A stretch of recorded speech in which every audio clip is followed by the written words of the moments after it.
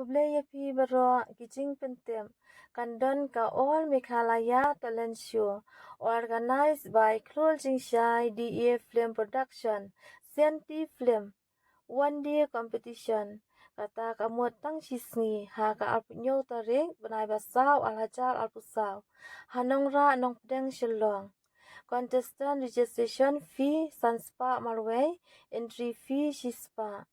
Ka first prize kandai ka san hajar, ka second prize sipau hajar, ka third prize san hajar. Lakal pat yakitu baro kibakwa banshim benta ha kanie ka competition sobha ban ai kelteng kham kloy namar ken la ban pediang tang laipo handu laipu san ngut ki contestant. Kapol kandai be nadu shipo baje menstem. Ki judges ki banwan ha kani kasni ide I aktor almandisial bat inong ruai bapau nam tam iba ram susyang bat I aktor syongdol thaba. Ki ban host ha katai kasni ide I aktor Michael Pingrum bat I actress Meda.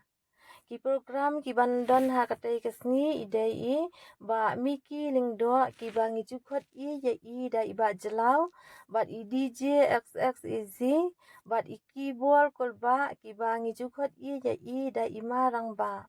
Bat ka ba khamso tenat ha kalong ba ha katai hi kasni ngin release sendan ya ka musik video jong ka film Senti. Kabala ak da I aktor syongdol thaba bat I actress Flavia Lingdo. Tie lakal pa de ki ba baro wa sobha banyawan ha kani ka all Meghalaya talent show.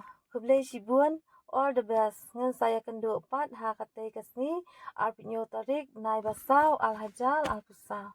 Kublai sibun.